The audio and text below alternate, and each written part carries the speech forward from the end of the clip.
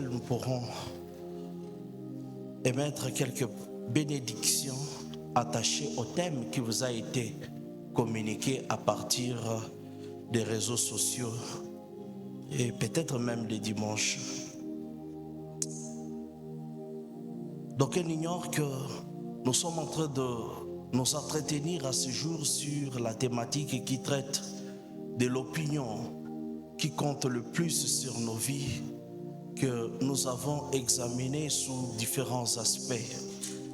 Et ce soir, je viens vous partager juste un appendice, un reliquat qui va parler de l'impact que peut avoir l'opinion de la masse sur la vérité ou sur la bonne voie que nous avons choisie. Et quelle attitude prendre par rapport à cet état des choses.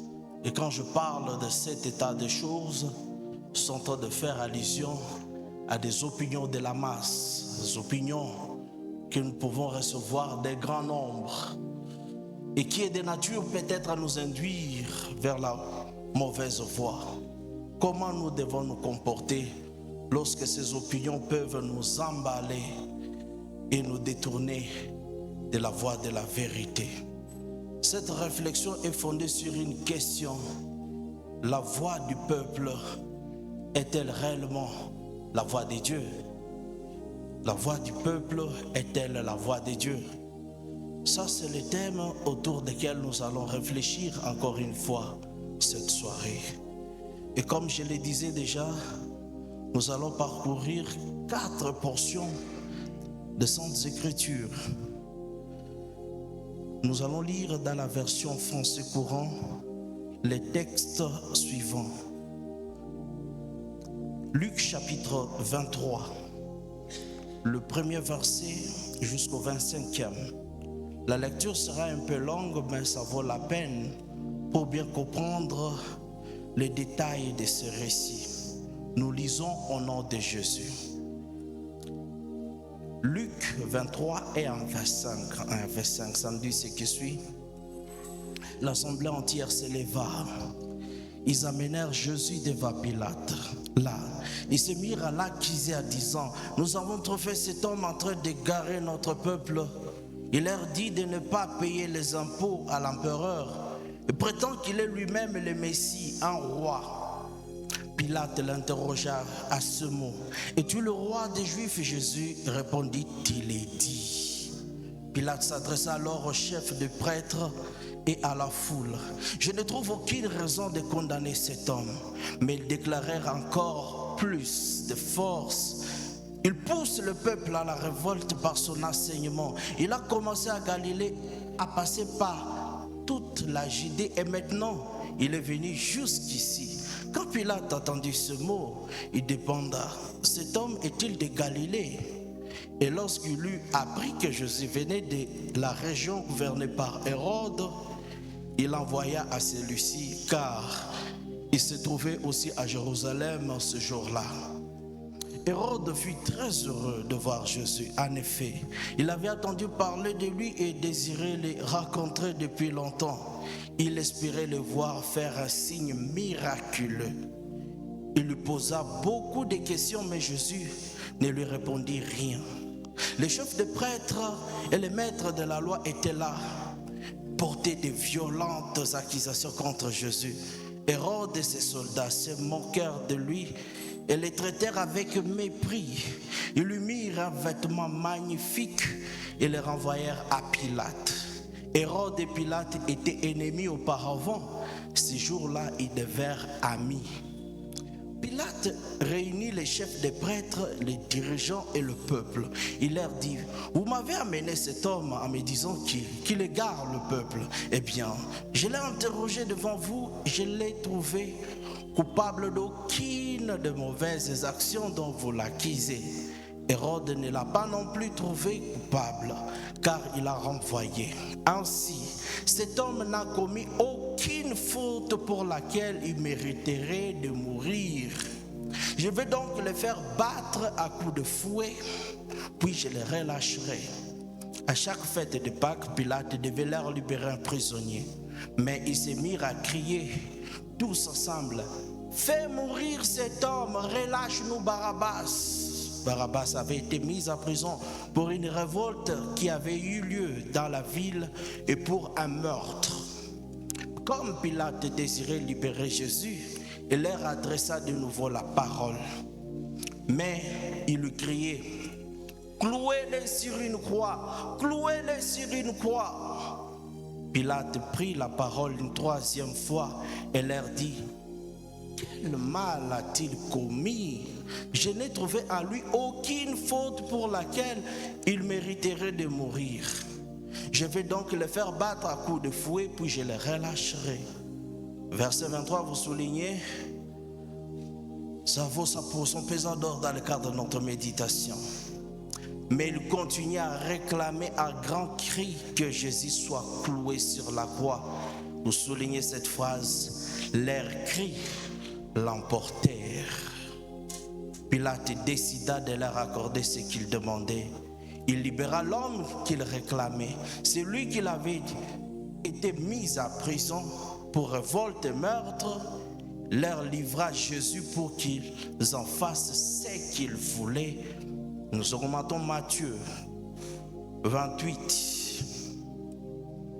Nous sommes dans Matthieu 28, 11 jusqu'à 15. Toujours dans la version français courant pour la simplicité de mots qu'on utilise dans les textes. Pendant qu'ils étaient en chemin, quelques-uns des soldats qui devaient garder le tombeau revinrent en ville et racontèrent aux chefs de prêtres tout ce qui était arrivé. Les chefs des prêtres se mirent avec les Anciens. Après s'être mis d'accord, ils donnèrent une forte somme d'argent aux soldats. Ils leur dirent, vous déclarerez que les disciples de cet homme sont venus voler son corps durant la nuit pendant que vous dormiez. Et si le gouverneur l'apprend, nous saurons les convaincre et vous éviter toute difficulté. Les gardes prirent l'argent et agirent conformément aux instructions reçues. Ainsi, cette histoire s'est répandue parmi les Juifs jusqu'aujourd'hui. Nous terminons par Exode 23, 2. D'autres textes vont nous raconter chemin faisant. Nous lisons dans la version Parole de vie. Ne suivez pas la vie du plus grand nombre pour faire le mal. Quand vous êtes témoin dans un procès, ne suivez pas la vie du plus grand nombre. Et si les gens suivent un chemin tordu, acclamons la parole du Seigneur. La voix du peuple, est-ce la voix de Dieu?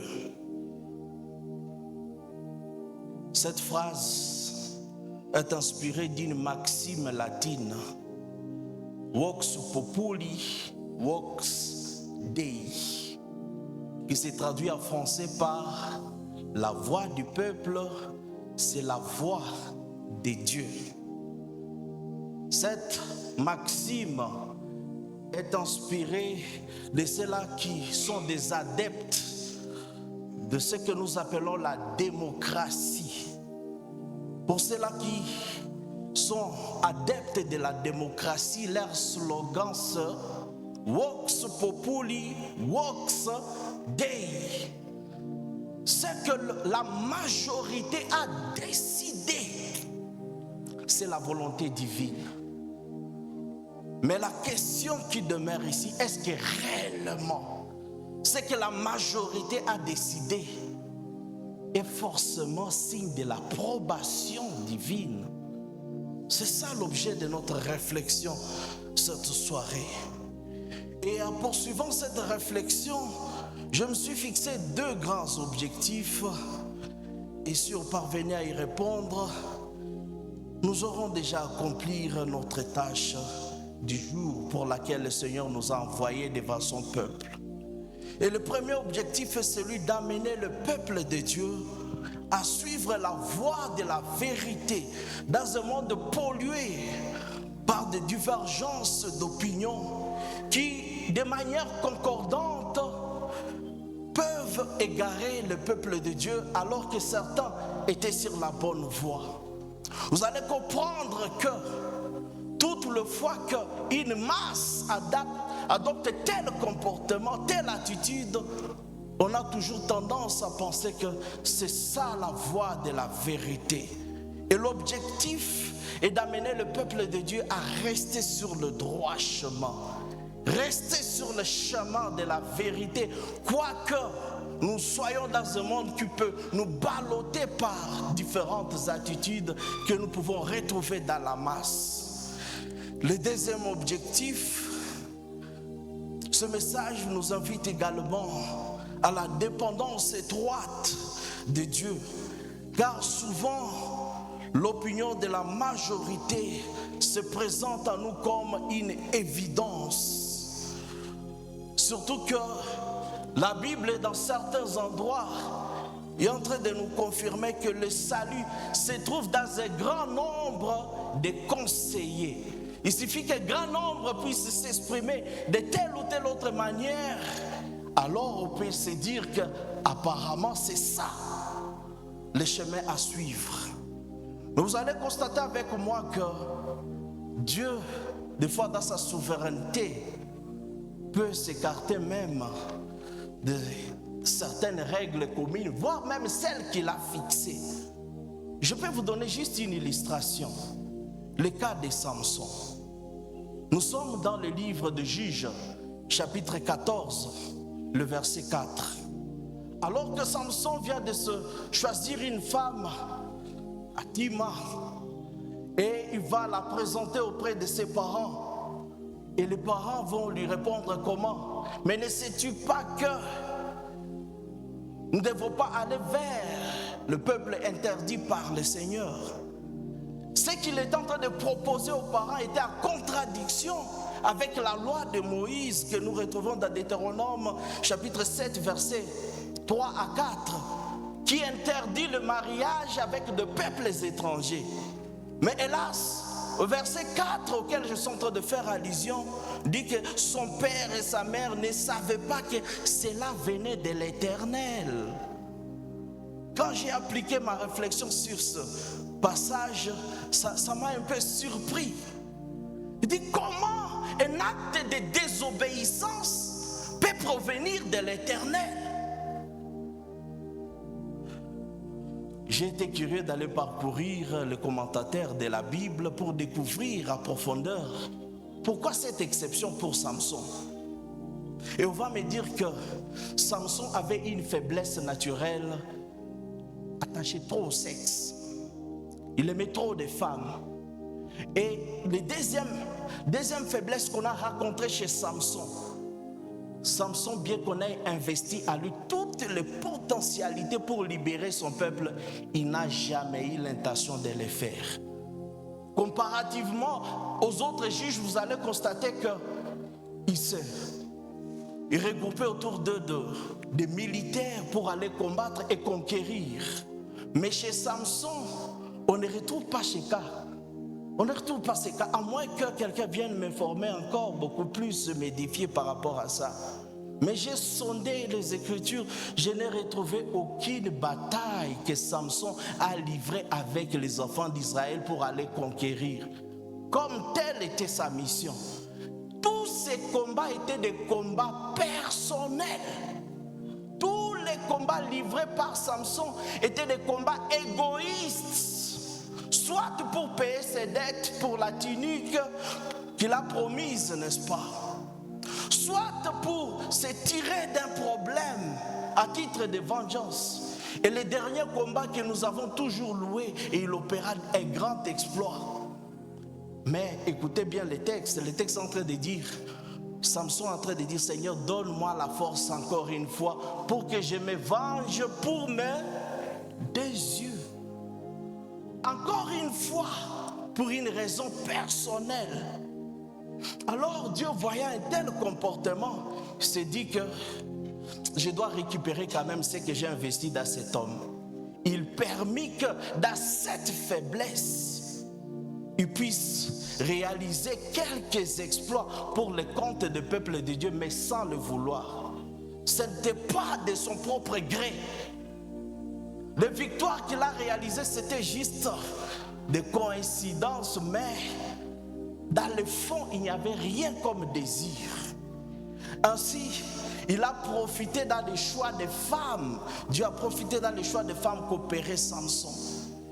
Il a fait qu'il puisse aller vers une femme étrangère, afin qu'il y ait toujours des causes de guerre, afin que quand même on diminue un certain nombre de Philistins et qu'on impose à ce peuple comme quoi il y a un Dieu pour le compte d'Israël. Vous allez constater avec moi que toutes les fois que la majorité a tendance à nous présenter une opinion dans la majorité, et bien plus encore lorsque cela est appuyé par nos parents, on se dit que ça c'est la volonté du Seigneur. Et là, écoutez-moi très bien. Je ne suis pas en train de vous inviter à la désobéissance aux parents.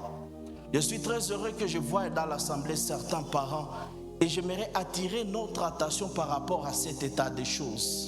Les parents jouent un grand rôle dans la destinée des enfants.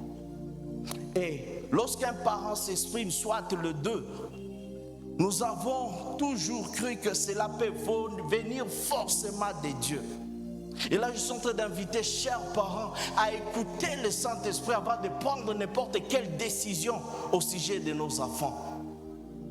Je vous en conjure par la compassion du Christ. C'est possible de détourner quelqu'un de la destinée que lui avait fixée le Seigneur.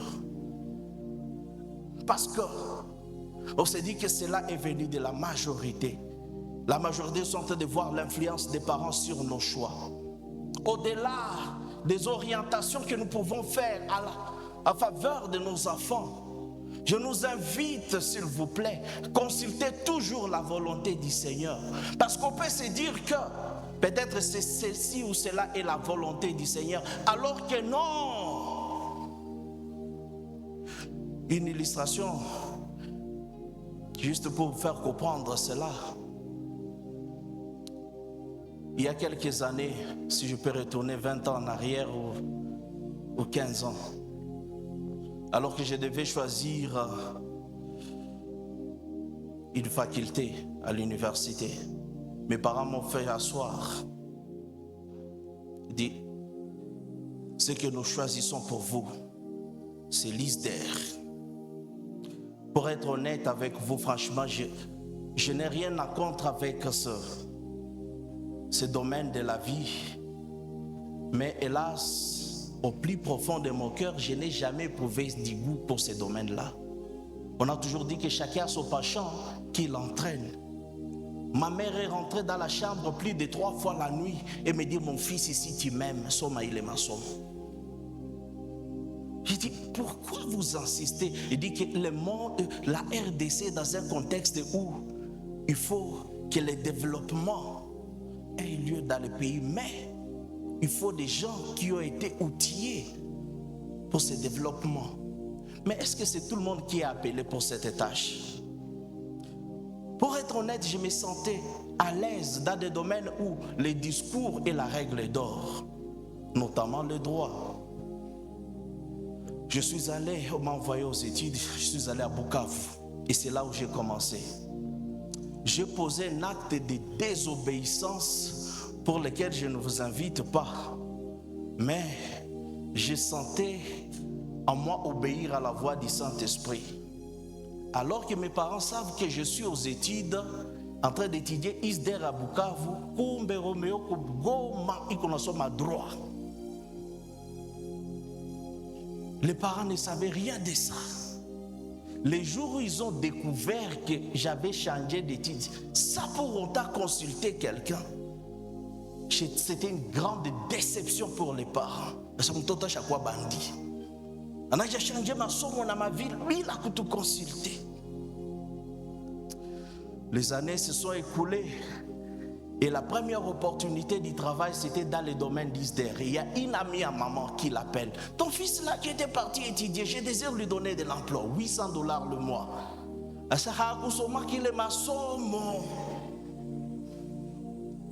Encore là, on me fait asseoir nos couteaux, siki à basasi. Franchement, je suis rentré en arrière. S'il y avait cette possibilité de retourner en arrière pour changer le courant des événements, ce jour-là, je pourrais le faire. Mais laissez-moi vous dire, la réussite dans la vie, ce n'est pas lié à la somme d'argent que vous gagnez. C'est beaucoup plus lié à répondre à la mission à laquelle vous avez été appelé ici-bas. J'aimerais ajouter encore une autre vérité là-dessus. C'est possible de perdre le temps en faisant du bien. Comment? En faisant ce qu'on ne vous a pas demandé de faire. Il a été convenu avec le comité de la jeunesse que je devais prêcher aujourd'hui. Et là, à l'heure de la prédication, bien. Est-ce que je suis en train de poser un acte qui est mauvais? Non. Mais l'erreur, c'est quoi là-bas? C'est de poser un acte qu'on ne m'a pas demandé de poser.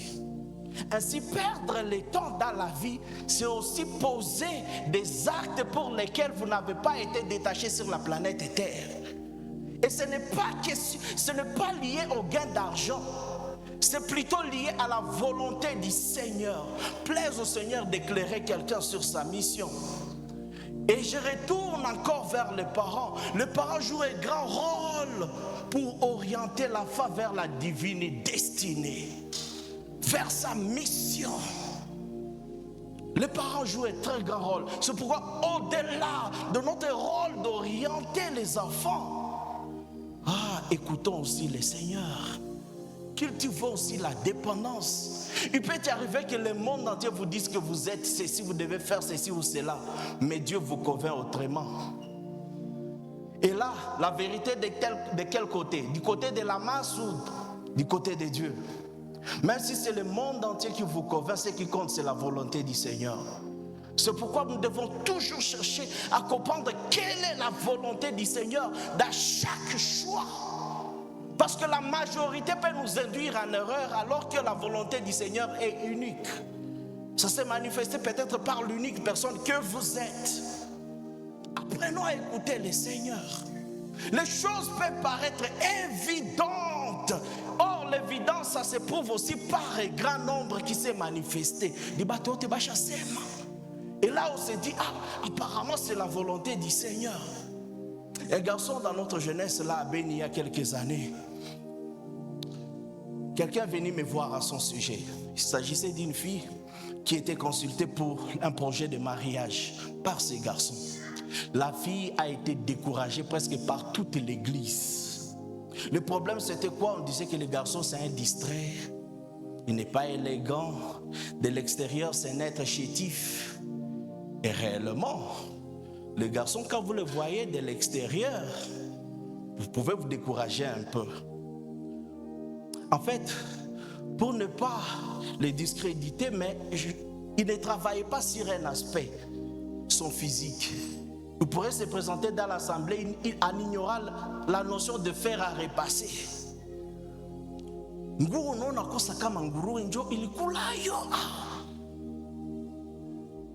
Toujours chiffonné. Des couleurs, la manière dont il est marié, vous pouvez penser que c'est le drapeau de la RDC. Et pendant certains moments de nos cultes, quand on construisait notre église, on faisait notre culte de jeunes dans les temples, dans la salle de permanence de l'intercession. Et on invitait tout le monde à lever les souliers parce que là, il y a des tapis. Et quand on a levé les souliers, franchement, les gens sortaient de là en éternuant. Tiens! Chocs! Façon, il y a une torche à rouf. Alors, ce garçon avait une telle réputation, il ne soignait pas son paraître.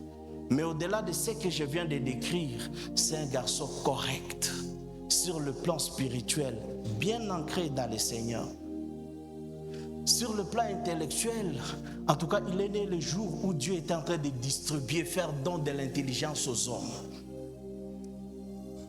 Il a distingué plusieurs fois à l'université. D'ailleurs, on l'a retenu comme assistant. C'est un ingénieur informaticien. Mais son plus grand problème, il semble un peu distrait. Il Il ne travaille pas sur son extérieur. Et le jour où il a voulu prendre une fille en mariage, tout le monde dit, pas celui-là quand même. Or, un garçon correct. La fille est venue me voir, est-ce que je peux accepter? Je lui ai posé la question, est-ce que tu l'apprécies personnellement? Est-ce qu'il te plaît? Il dit, oui, il me plaît, mais presque tout le monde m'a découragé à son sujet. Il dit, t'ont découragé pourquoi? Parce que son extérieur n'est pas élégant. Je lui ai dit tout simplement, ça c'est un aspect qu'on peut corriger à l'immédiat. Ça c'est un problème pour lequel quelqu'un ne peut pas quand même rejeter l'homme de sa vie. Je dis, patientons. Et heureusement, quelques jours après, le garçon est venu me voir. Il dit, en tout cas, je suis intéressé par Tercel. Mais elle est en train de me rouler, je ne sais pas pourquoi.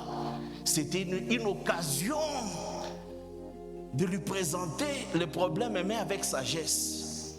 Il dit, quand tu vas dans une telle démarche, essaie un peu d'être élégant. Travaille sur ceci. Tu n'as qu'à parfait. Le garçon a que sa paix. Il est parti voir la fille. Ce jour-là, il était comme une autre personne. Et on a continué avec des échanges avec lui.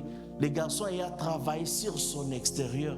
Au moment où je vous parle, ils sont dans leur foyer, ils ont 2 enfants. 2 enfants. Un garçon sérieux,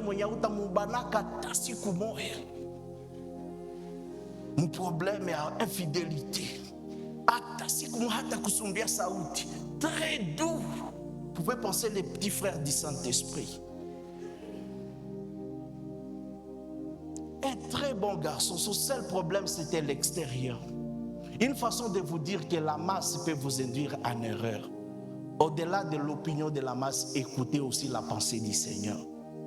Parce que la vérité peut se cacher dans un nombre réduit. C'est pourquoi nous devons dépendre du Seigneur, parce que c'est lui qui maîtrise très bien ce genre de secrets. Alors que la masse peut nous perdre dans nos appréciations. Seigneur, apprends-nous à dépendre de toi dans toutes nos décisions que nous aurons à prendre ici-bas. Assez dit de cet aspect. Mais là où j'aimerais beaucoup plus m'apaisantir dans ces sermons, c'est que nous apprend le procès de Jésus. Et c'est de cette façon-là que j'ai baptisé même les premiers textes. Le procès de Jésus-Christ. Pourquoi d'abord cet intitulé? C'est parce que de par le contenu du texte, nous sentons que nous avons affaire à un procès. Pourquoi un procès? Parce que les faits les témoignent, ainsi que les acteurs que nous y retrouvons. En effet, les éléments du procès sont les suivants. Nous voyons des plaignants qui constituent d'ailleurs un collectif.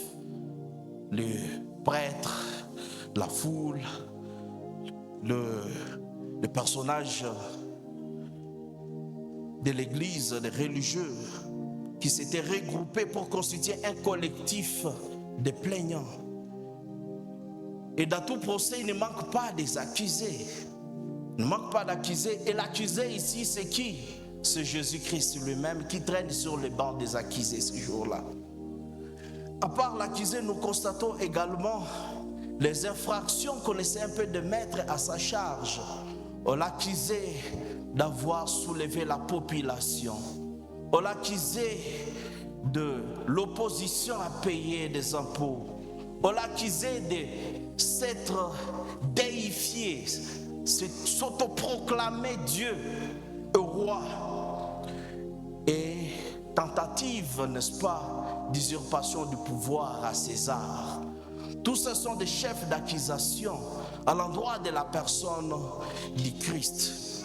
Mais la particularité pour ce procès, c'est que ce procès était plein d'irrégularités, que ceux-là qui ont fait le droit peuvent encore mieux le comprendre. Est-ce qu'il y a des juristes praticiens ici?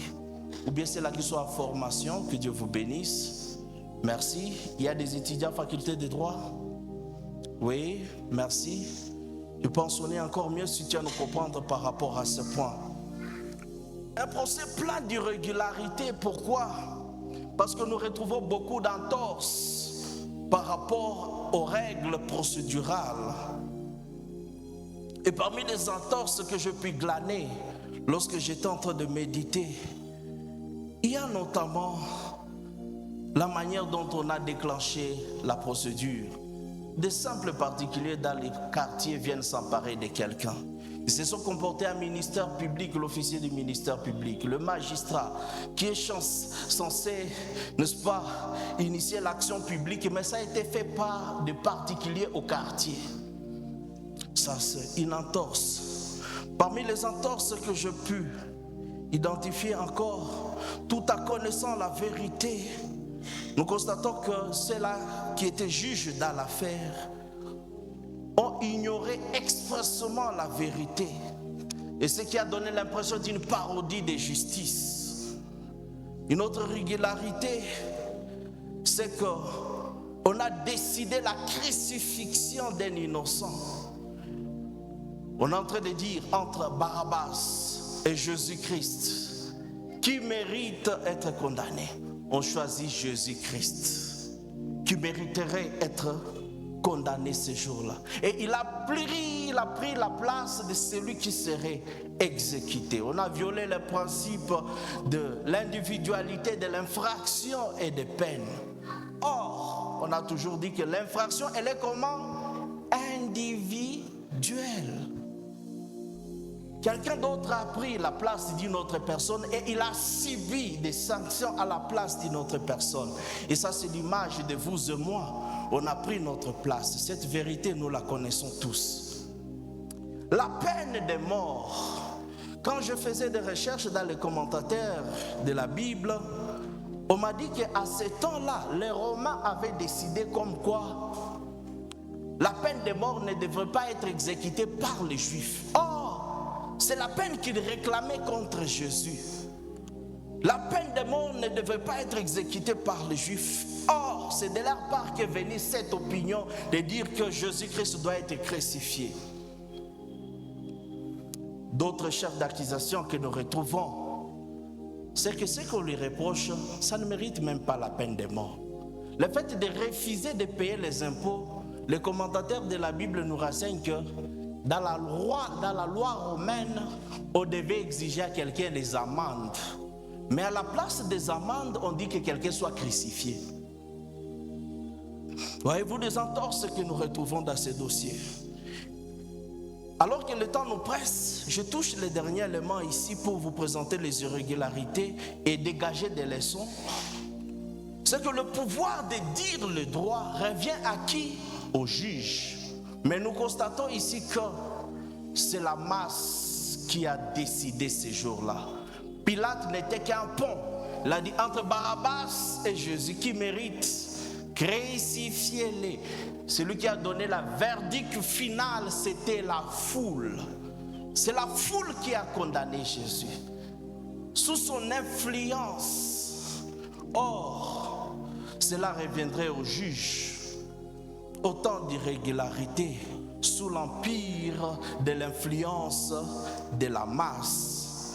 Et au verset 23, nous précise que leurs cris l'emportèrent sur celle de Pilate. Et dans la version parole de vie, on dit que leurs cris étaient plus forts que celle de Pilate. Et là, nous constatons que la majorité, la masse, a joué un grand rôle dans la condamnation de Jésus. Que retenir comme leçon? Parce que jusque-là, ce ne sont que des données scientifiques, mais entrons dans le vif des choses pour glaner des bénédictions pour cette soirée et nous séparer à conséquence. C'est que la première leçon que j'ai retenue par rapport à ce texte qui a une forme de procès, qui se présente sous forme de procès, le Seigneur m'envoie dire à son peuple ce soir que ne faites jamais le Pilate. Ne faites jamais quoi? Le Pilate. Par cet impératif, ne faites jamais le Pilate. Il y a deux idées à vous partager par rapport à ça. Quand je dis ne faites jamais le pilace, c'est-à-dire nous ne devons pas agir contrairement à la vérité que nous connaissons. Il arrive que nous soyons détenteurs de la vérité. Il arrive que nous puissions connaître la vérité, mais nous posons un acte contraire à cette dernière. Dans Jacques chapitre 4, verset 17, il est dit, souvenez-vous, c'est lui qui connaît les biens qu'il devrait faire et ne le fait pas, se charge du péché.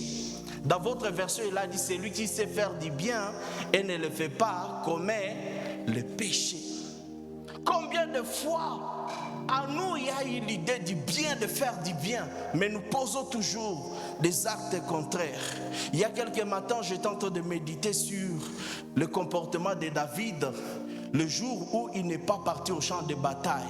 Alors qu'il circulait sur le balcon, il va voir une femme en train de se baigner et il lui pose une question très intéressante. À qui appartient cette femme? Les commentateurs de la Bible nous disent que l'intérêt de cette question était pour David de déterminer les limites de son agissement. Parce que, étant un monarque absolu, il avait la liberté de choisir n'importe quelle femme dans son royaume.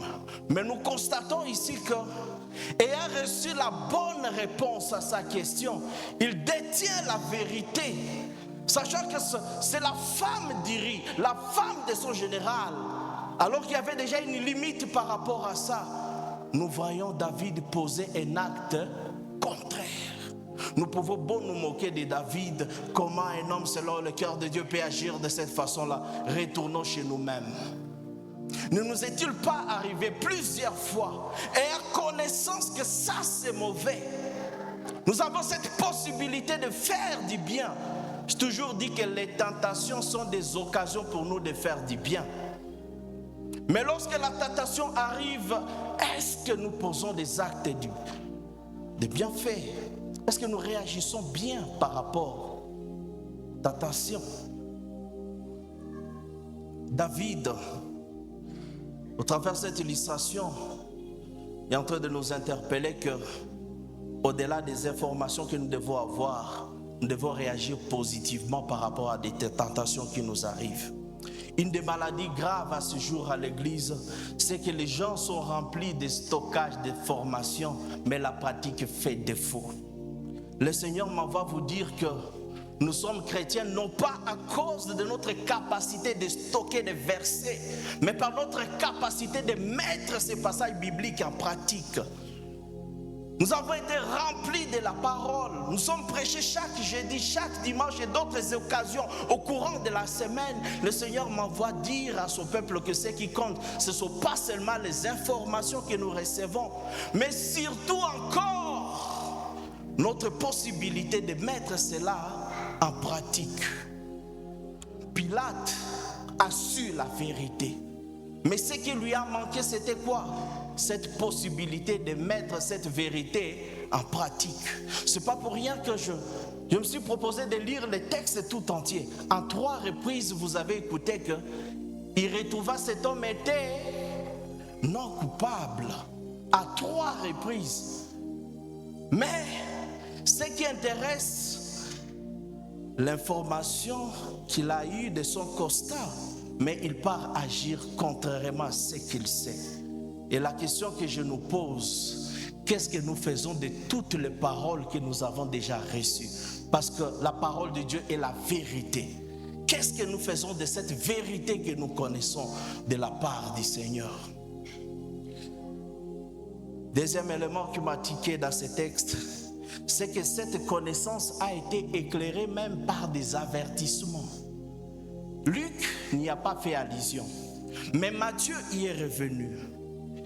Matthieu est en train de nous dire, sont dans Matthieu 27 et 19, pendant que Pilate siégeait au tribunal, sa femme lui envoya ce message: n'ayez rien à faire avec cet homme innocent, car cette nuit, j'ai beaucoup souffert en rêve à cause de lui. Ça, c'est la femme de Pilate. La Bible ne nous donne pas son nom, mais les historiens nous disent qu'il s'agissait de Claudia Procula. quel était son nom. Claudia Procula va écrire une note à Pilate à plein procès. On lui a glissé cette note et Pilate a lu: ne te mêle pas de cette histoire, un avertissement divin. Et là, je nous pose encore une question cette soirée. Nous avons reçu la parole de la part du Seigneur. Et cette parole a été accompagnée des avertissements dans notre vie de tous les jours. Qu'est-ce que nous faisons de cet avertissement? Nous sommes suffisamment éclairés par rapport à nos agissements, mais nous posons toujours des actes contraires. Ça, c'est faire les Pilates. Et celui qui, connaissant le bien et fait le contraire, sera coupable d'un péché. Le jour de la veillée l'année antérieure, je vous parlais d'un monsieur qu'on avait amené à la morgue, pensant qu'il était déjà mort. C'est un ami avec qui on a grandi à l'époque à Bunia. Cet ami, alors qu'on s'est préparé pour l'embaumer, on va constater quelques mouvements, quelques signes légers de la vie. Et on va les ramener encore une fois dans la chambre de soins. Et grâce à la médecine, et surtout encore par la grâce du Seigneur, le monsieur va revenir à la vie. En effet, il était mort, il était arrivé dans cet état suite à l'état d'ébriété, d'alcool. Il avait fracassé sa tête contre le goudron. Il est tombé parce qu'il était tellement ivre. Après 8 mois, lorsque la force lui est revenue, alors que tous les os étaient presque brisés, lorsqu'il a repris force, le monsieur a commencé encore à boire, prendre de l'alcool. Et ce jour-là, il sortait de la boîte de nuit vers 1h du matin. Il croise des bandits main armés devant sa porte. Vous connaissez bien l'histoire de Goma. Et le monsieur pensant que c'était un film de fiction. Il a confondu cela avec la réalité. Le monsieur va dire qu'il va battre les bandits main armés qui ont des armes, alors que lui, on a déjà remplacé ses os avec des métaux. Mais il ne faut pas que Fulani Nizachuma. Il vit de ça. Il disait qu'il va se battre contre ceux-là qui ont une arme. Et les voleurs ont eu pitié de lui. Ils lui ont tiré une arme dans la jambe. Il est tombé par terre, on a récupéré de l'argent. Comme si cela ne suffisait pas, lorsque le monsieur s'est ressaisi quelques 4 mois plus tard, il a commencé à boire encore une fois. Il a commencé à boire encore de nouveau. Et il est tombé de l'accident. À ce jour, tu le vois dans cette ville. En tout cas, sa démarche a changé à 3 reprises. Vous vous moquez de cet homme. Mais nous pouvons nous retrouver aussi sous cette image, sous plusieurs formes. Nous avons reçu des avertissements de la part du Seigneur. Des avertissements qui viennent sceller ce genre de paroles que nous recevons. Et la question, je la réitère encore une fois. Qu'est-ce que nous faisons de ces vérités bien ancrées dans nos têtes? Et je répète encore, on ne nous appelle pas les enfants de Dieu à cause des stockages d'informations sur sa parole, mais à cause de notre capacité de mettre cette parole en pratique. Alléluia. Je disais, faire le Pilate contient 2 idées. Et la seconde, faire le Pilate, c'est connaître la vérité, mais se laisser dominer ou influencer par le mal de la majorité. C'est vrai, Pilate connaissait ce qu'il devait faire. C'est vrai, il a été éclairé même par son collègue Hérode. C'est vrai, il a reçu un avertissement de la part de sa femme. Mais ce qui m'a intéressé à ce second lieu, qu'est-ce qui a été à la base que Pilate, connaissant la vérité, abandonne cette vérité? Et la réponse, elle est simple. C'était sous l'influence de la foule. La foule a fait écarter, n'est-ce pas, Pilate, de la voie de la vérité. Et j'aimerais que tu retiennes cette vérité pour ceux-là qui écrivent. Notez ceci. Ce ce n'est pas parce que nombreux ont à avoir tort qu'ils ont raison. Ce n'est pas parce que nombreux ont tort qu'ils ont raison. Mais aussi ce n'est pas parce qu'on est seul sur le chemin de la vérité qu'on a tort. Est-ce que quelqu'un a compris cette phrase? Je répète ça. Ce n'est pas parce que nombreux ont eu tort pour une question que ces gens-là ont raison. Mais aussi ce n'est pas parce qu'on est le seul sur le chemin de la vérité qu'on a tort. Quelqu'un a compris ça? Et il y a un homme qui m'a marqué le long de l'histoire de l'humanité. Il s'agit d'un savant italien. Son nom peut vous être familier. On l'appelle Galilée. Son nom vous dit quelque chose. C'est un mathématicien, physicien et astronome. Astronaute. Pas astronaute, astronome plutôt. Cet homme a eu bras de fer avec l'Église catholique, qu'il a d'ailleurs, n'est-ce pas, exécuté. À ce temps-là, était considéré comme hérétique, quelqu'un prêchant des hérésies. Tout celui qui disait que la terre tourne autour du soleil. On disait que ça c'est contredire les Saintes Écritures parce que Josué avait dit « Soleil, arrête-toi » sur le mot Gabaon. Vous vous souvenez du récit? Alors, interprétant littéralement ce passage, l'Église s'est dit que non, ainsi que d'autres savants de l'époque, ils ont pensé que c'est le soleil qui tournait autour de la terre. Mais Galilée a mené des recherches. Il a compris que non, c'est plutôt la terre qui tourne autour du soleil, n'est-ce pas? C'est ce qu'on nous a appris à géographie. Alors on l'a pris comme un hérétique parce qu'il a contredit ce que disent les Saintes Écritures. Ainsi, Galilée a été exécuté, brûlé vif pour cette vérité. Et ce qui m'intéresse chez lui est l'unique sur cette opinion qui est vraie. Même avant de pousser les derniers soupirs, pendant qu'on est en train de l'amener sur le bûcher, il va lancer encore cette phrase. Et pourtant, ça tourne. Galilée, si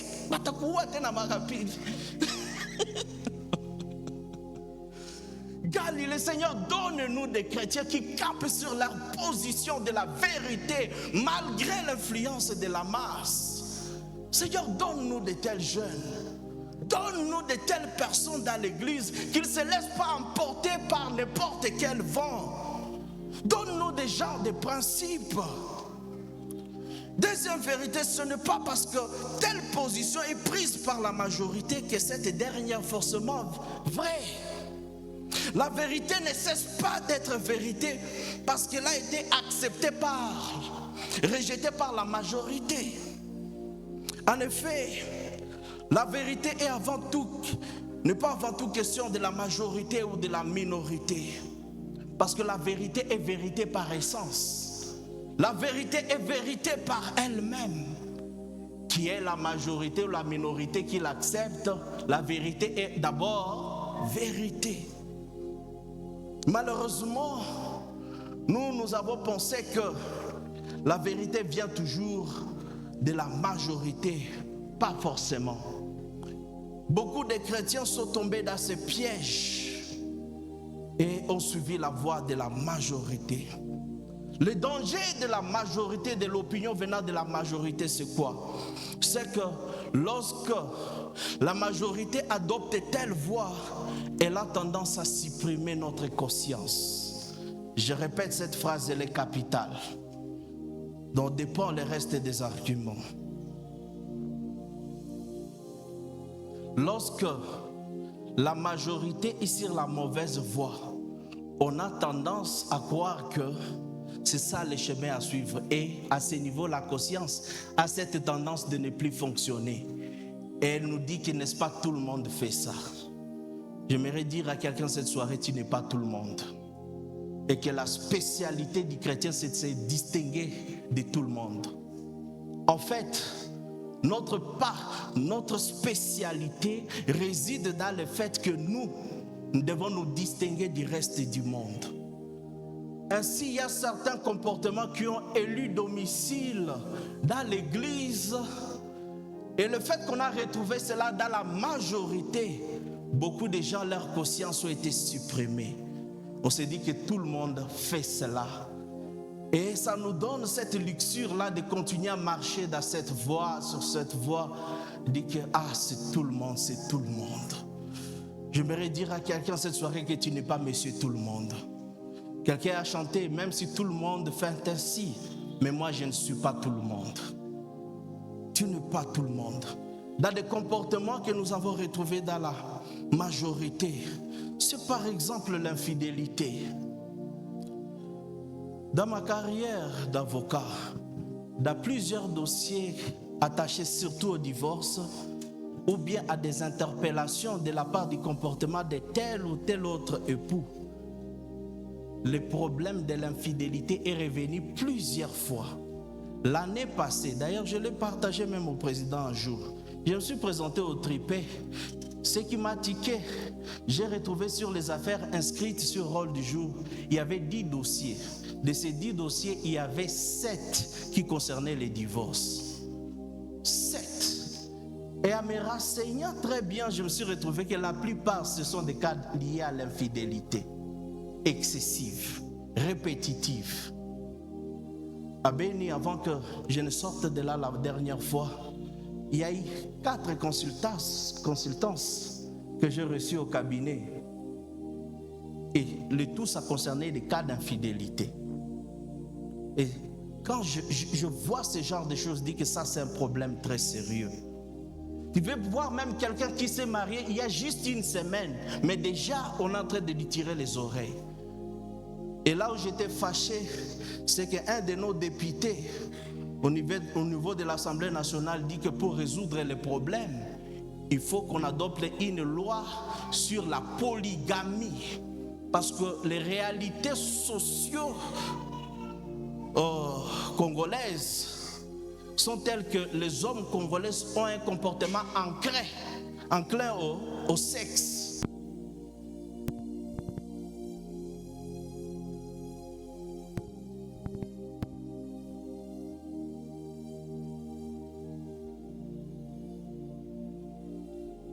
Pour permettre seulement aux hommes de prendre les femmes autant qu'ils veulent. Consultez la loi Mbaou, vous allez y retrouver les détails par rapport à ça. C'est là où on nous parle même des questions de la dot. Les filles du village et les filles de la ville. Vous en avez entendu parler. C'est dans ces paquets-là. Une autre réalité qui n'est pas aussi à négliger, c'est la consommation de l'alcool. D'après les statistiques que j'ai eu à avoir dans notre... Bon, ça concerne la ville de Béni, je ne sais pas si on peut l'appliquer aussi dans le contexte de Goma. Quelqu'un a mené des recherches et l'a compris que les protestants, même s'ils rejettent l'alcool, ce sont eux le plus grand consommateur de l'alcool, plus que même les catholiques. Le problème, la différence, c'est quoi? C'est qu'eux, ils en prennent en cachette et dans des endroits isolés. Mais les catholiques, ils le prennent à des endroits officiels. C'est seulement ça la différence. Dit que si vous côtoyez des maisons de protestants, les frigos toujours remplis de bière, ils ne manquent pas de vin. Et ce qui est très dangereux là-dedans, c'est qu'on commence même à rationaliser cela pour raison de santé. On a besoin des apéritifs. On met même des français très compliqués. Apéritifs. Oh, quand tu étais pauvre, tu mangeais les kabouchungu, tu n'avais pas besoin des apéritifs. Et Dieu a rempli ta table de friandises. Et là, tu te dis, j'ai besoin des apéritifs. Et ce qui est encore très dangereux, on commence à spiritualiser cela. Il y a un grand débat là-dessus, un débat théologique. Madame Eugénie pourra nous réconforter là-dessus. Il y a certains qui disent que non, l'alcool c'est une question doctrinale. Tout ça pour aller justifier ce comportement. Ça emballe tout le monde que la conscience a tendance à supprimer cela. Et notre comportement que nous avons retrouvé dans la majorité, c'est la tricherie à l'école, à l'université. Quand vous osez toucher même ces débats à pleine prédication, vous écoutez des chahuts dans l'auditoire. Dans notre université, il y a culte universitaire chaque lundi et chaque vendredi. Je constatais que quand un prédicateur touche la question de la tricherie, des murmures dans la salle. Et après culte, vous ne pouvez pas manquer quelqu'un qui vous lance une parole. Ça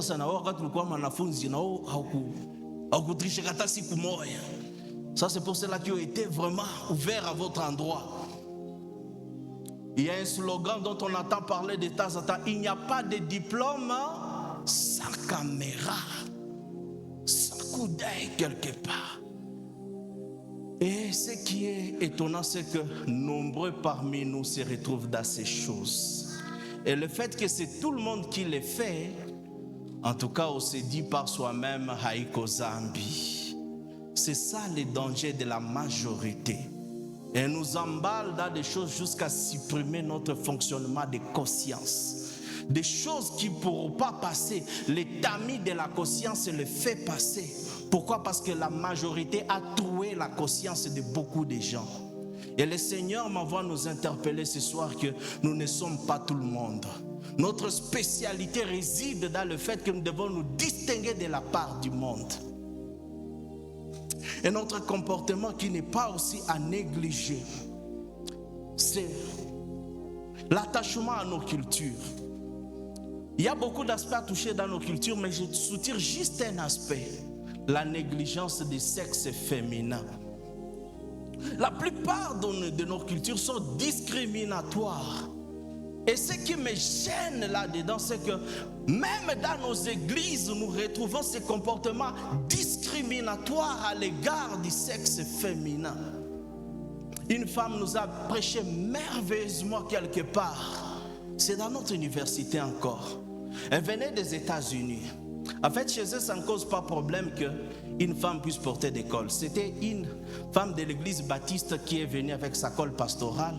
On l'a invitée prêcher à l'occasion de la fermeture de l'année académique. Et elle a très bien prêché, je vous assure. Et comme il y avait beaucoup de parents, il y a une femme qui est une belle sœur qui est venue me voir.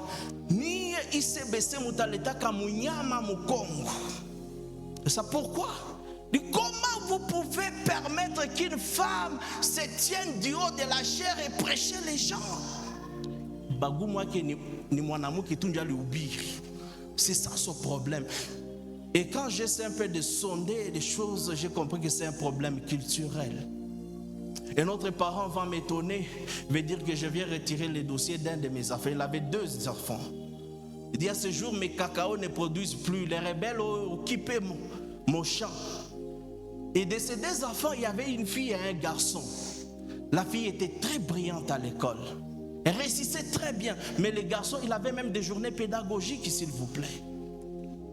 Surtout les lundis, il ne venait pas à cause de la lundiose. Et je lui ai posé la question de ce deux-là qui va abandonner les études, à qui on va faire cesser les études. Il va dire, le choix est clair. Et quand il m'a dit le choix est clair, je pensais que c'est les garçons qu'on va enlever des études. Il va me dire que c'est la fille qui va cesser avec ses études. J'ai dit pourquoi?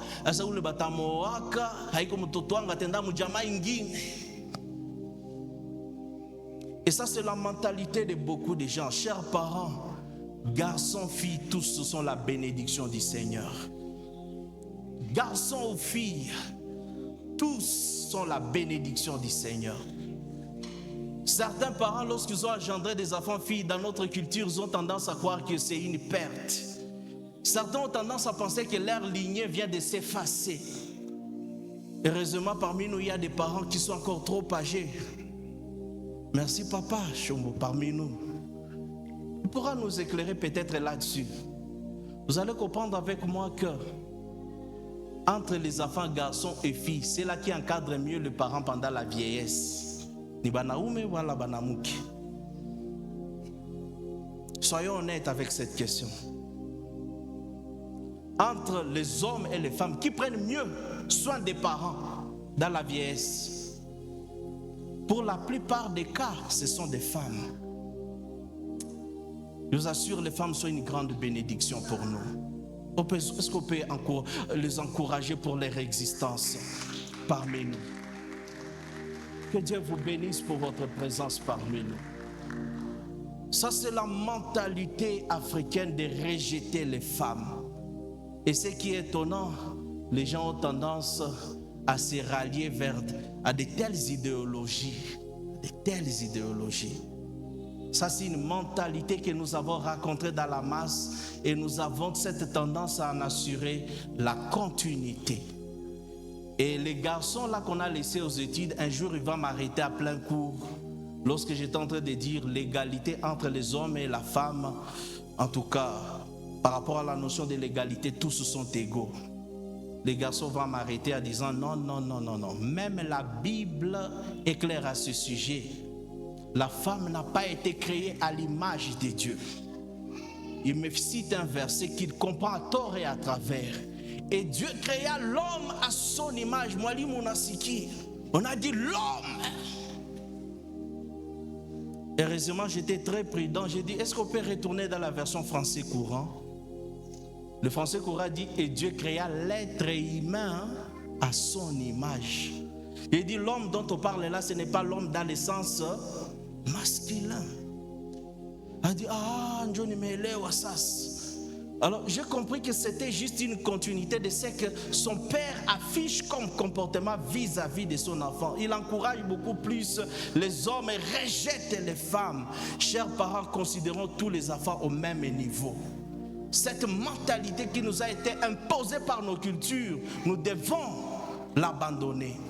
Il y a beaucoup de choses que nous avons à imiter dans nos cultures qui ne racontent pas la pensée du Seigneur. Et nous pensons que cela est vrai parce que la majorité a épousé ce genre de choses. Le Seigneur nous invite ce soirée à corriger ce genre de comportement. La liste étant longue, je vais atterrir avec ce point et aller tout droit vers la conclusion. C'est que parmi les pratiques que nous avons racontées dans la majorité, ce sont nos mauvaises pratiques professionnelles, des réalités de notre profession. Chaque profession a ses pièges. Mon confrère de l'autre côté, je pense qu'il pourra me soutenir à certains niveaux. Soyons honnêtes, dans notre profession d'avocat, n'est-ce pas, on est exposé de temps en temps à dire les mensonges. Bongo kweli. Les doutes profitent à l'accusé. Soyons honnêtes. Le client qui dans le cabinet vous a dit des choses, la déontologie ne vous conseille pas d'aller dire le contraire. Vous êtes dans la salle d'audience. Est-ce que vous pouvez dire le contraire de ce que vous affirmez? Quelqu'un a dit, c'est au client de dire les choses claires au cabinet et à l'avocat d'aller les obscurcir au tribunal. Et les mensonges caractérisent beaucoup plus cette profession. Je me rappelle un jour, alors que j'étais en train de plaider dans une cause, j'évoque une question préjudicielle plutôt. C'était lié à l'âge du prévenu qu'on avait déféré devant le tribunal. En fait, je sollicitais qu'on l'amène devant le tribunal pour avance au juge naturel. Alors que j'avais toutes les pièces à conviction, montrant que c'est un mineur, et sollicitant qu'on puisse l'amener devant ce juge naturel, le juge de l'enfant, parce que là, il serait traité quand même avec clémence. Je ne sais pas si mon client avait un problème mental, des troubles mentaux. Il aussi va lever la main. Il dit, pardon, namini qu'on a bien coussé. C'est rare. Écoutons. L'enfant va dire, bongo, mini quoi on a 22 ans. Mais si on a 16 ans, il y a un avocat qu'on a 7. Mais si comme toto kidogo ni comme mtu mkubwa. Sema Yesu.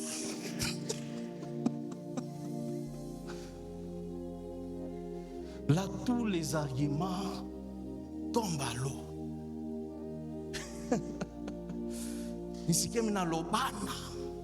Il dit, votre honneur, mon client a un problème mental. Il dit, maître, est-ce que vous pouvez l'éprouver?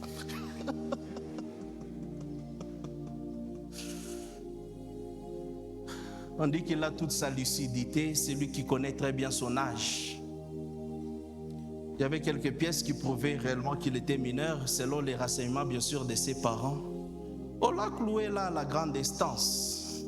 On l'a accusé de vol qualifié. Mais ce qui est vrai, il était dans l'état d'ébriété.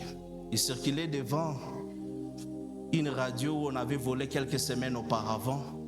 On a pensé que c'était le voleur qui revenait sur la scène du crime. Même si on avait eu gain de cause dans cette affaire, prouvant son innocence, mais les petits m'avaient fait suer devant le tribunal. Et il y a une phrase que je n'oublierai jamais que le juge avait prononcée. Parce qu'on a une association de juristes chrétiens, nous rassemblons des magistrats, des avocats, des défenseurs judiciaires, et nous leur annonçons la parole de Dieu. Pasteur, toi aussi tu commences à nous tromper ici. C'était dans le cadre des blagues, mais c'est dans des blagues qu'on se dit certaines vérités. Une façon de nous encourager, vivons même Christ dans notre profession. Je donne juste une illustration nous concernant, mais chaque profession a ses pièges. Il y a des commerçants parmi nous. Les commerçants sont réputés de ce comportement, n'est-ce pas, de tromper leurs clients sur les prix. J'entre dans un magasin et je demande le prix d'un fer à repasser. Je suis à Butembo. Je l'ai écouté s'entretenir, dit que tout ça, ils ont développé. Il dit si on peut mettre, préciser peut-être 50, mais s'il marchandait, je pourrais peut-être baisser vers 45. Et l'autre a demandé, le prix encore c'est combien? On a parlé de $17. Il parlait à langue locale, la langue du milieu. Il pensait que je suis Mukuya et que je te parle. Je comprenais parfaitement ce qu'il disait. Et pour leur prouver le contraire, je leur posais une autre question. Il dit,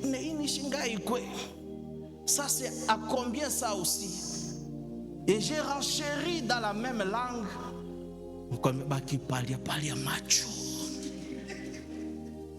Ils avaient honte. Ils disent, mais on s'est déjà dit et on nous a tout compris. Tout ce que nous disions.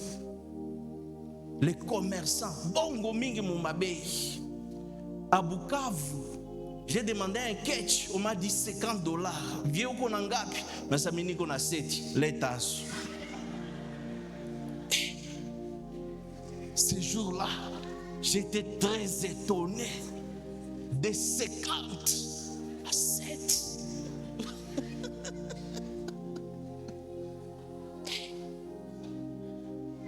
Va commercer mon com.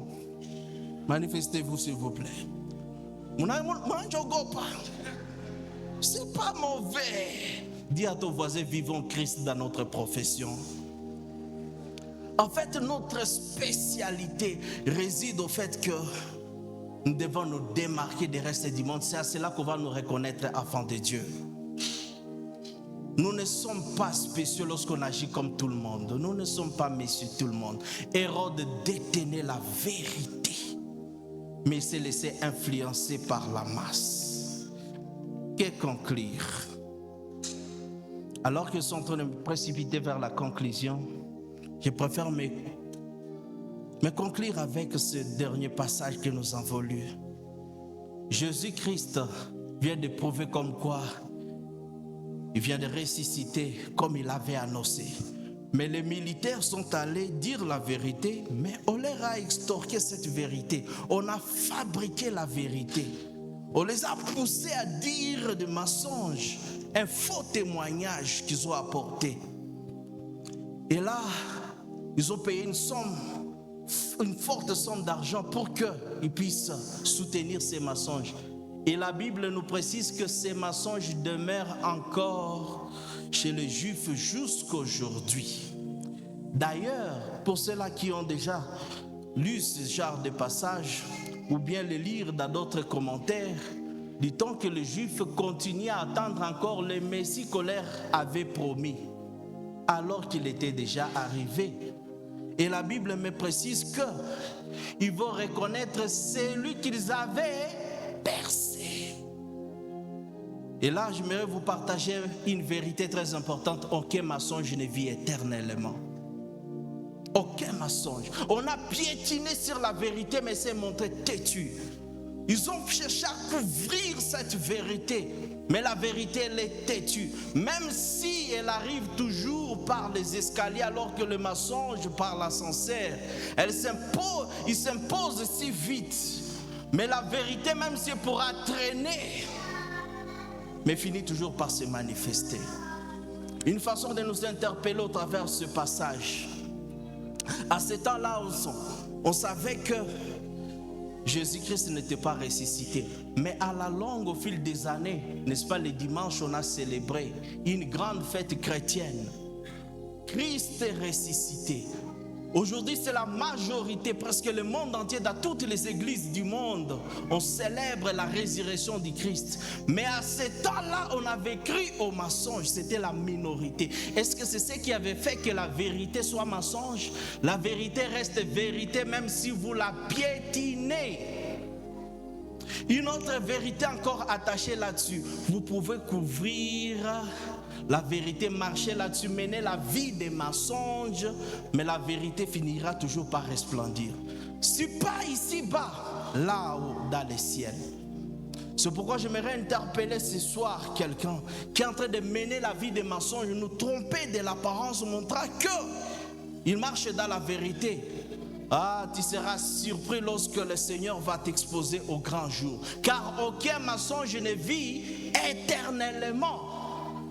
À ce temps-là, le principal sacrificateur se sont contentés de leur mensonge. Mais leur mensonge a été dévoilé au fil des siècles. Et même ceux-là qui campent dans leur position, là dans les ciels, ils vont reconnaître, ah, voilà celui que nous avions percé. Je peux contextualiser cela pour notre leçon du jour. La vie des mensonges que vous cachez, il y aura un moment, ça va se révéler au grand jour. Nous ignorons les circonstances. C'est une grâce de revenir au Seigneur lorsque les choses ne sont pas encore connues. Ça aussi, c'est une faveur. Et ne pas attendre qu'on cite quelqu'un devant l'assemblée. Tuna huzuni kubwa ya kuwatangazia ya kwamba katika muda fulani hatatumika. Les gens commencent à se toucher.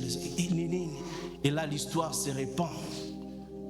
Alors que tu avais 1000 chances de changer de comportement avant que ça ne soit connu de tous. C'est aussi une grâce de la part du Seigneur de revenir à lui pendant que le scandale ne s'est pas encore manifesté. Oui, les mensonges, la vie des mensonges peut prendre des années, mais le jour où la vérité va éclairer ton vrai comportement, ça sera trop tard. Une femme a trompé son mari pendant 20 ans. Elle avait eu 4 enfants avec un autre homme en dehors de son foyer. Le dernier seul lui appartenait. Arrivé en Belgique, lorsque la famille a déménagé, c'était au temps où les gens kidnappaient les enfants. On a posé la question à la famille, ces enfants sont les vôtres ou bien vous les avez adoptés? Il dit, en tout cas, ça, ce sont les enfants que nous avons eus. Alors, on procédait par ce qu'on appelle test ADN.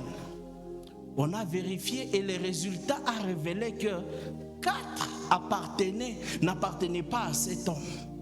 Les derniers seulement lui appartenaient. On a reposé la question. Ces enfants, vous les avez adoptés ou bien vous les avez eus ensemble? Ils ont confirmé encore, ils ne savaient pas pourquoi on insistait avec cette question. Alors on va montrer les résultats et dire voilà, 4 enfants n'appartiennent pas au papa. Et les derniers, seuls les derniers où on peut confirmer que c'est l'enfant du couple. Alors là, il y avait question de répondre à des questions. Soit vous confirmez que vous avez kidnappé, soit vous confirmez que vous avez été infidèle. Vous allez choisir quelle réponse? En fait, la réponse qui était la moindre, qui pourrait moins exposer le couple, c'était l'infidélité. Parce que le kidnapping, c'est une question pénale. Bien sûr, l'infidélité aussi de même. Mais ça peut être arrangé entre les deux. Personne. Quelqu'un peut fermer les yeux sur ça, tout comme initier une action, mais ça n'a pas la même ampleur. La femme a accepté. C'est vrai, j'ai sorti avec mon ex, avec qui j'ai eu 4 enfants. Et le dernier, je l'ai eu avec toi. Ce mensonge a vécu pendant 20 ans. 20 ans. Je ne sais pas si ton mensonge a vécu combien de temps. Peut-être dans le comportement que tu as adopté. Le Seigneur m'envoie nous prévenir que tôt ou tard, ça sera connu. Si pas ici-bas, ça sera là-haut. Mataï Fayot mbele ya Bwana. Et là, ça sera toutes les nations de la terre, y compris même nos responsables. Ou les Dadanaï.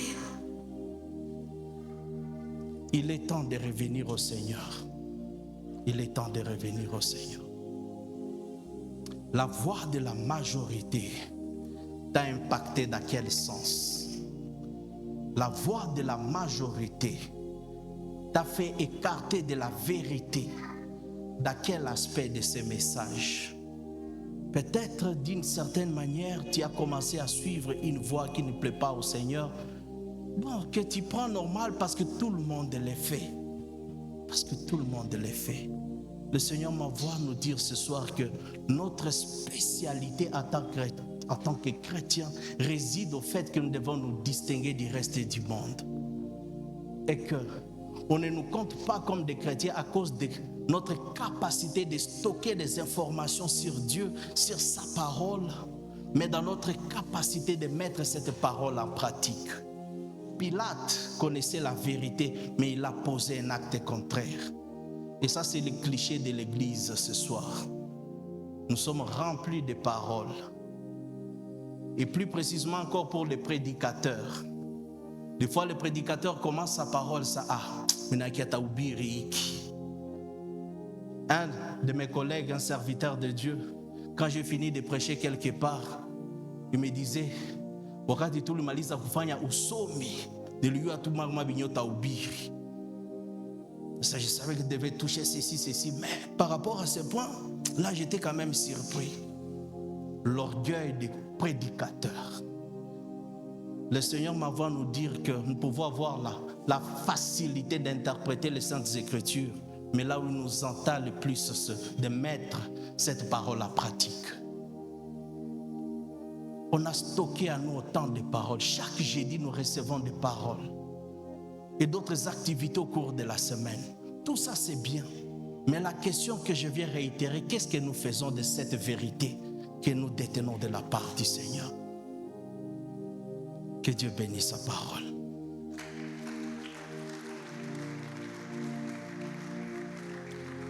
Nous allons arroser cette parole par la prière. Juste quelques minutes, nous allons incliner nos têtes dans l'attitude de prière.